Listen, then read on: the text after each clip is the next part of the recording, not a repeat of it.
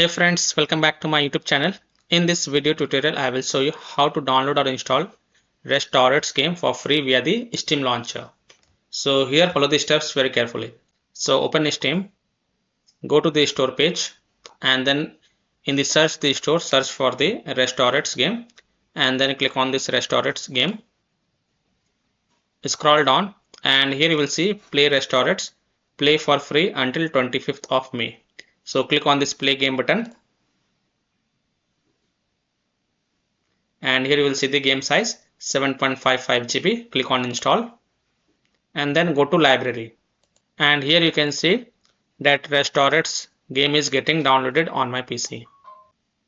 So I hope by following these steps you can also download Restaurats game for free via the Steam launcher until 25th May 2026. So that's all for this video. If this video helped you, then please like and share this video, and also subscribe to my YouTube channel to get the latest updates. Thank you.